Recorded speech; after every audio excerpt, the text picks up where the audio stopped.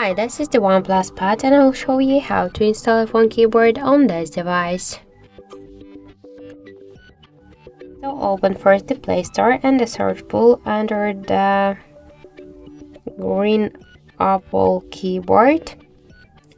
And now we should get this first application, so tap the install button and wait a couple of seconds.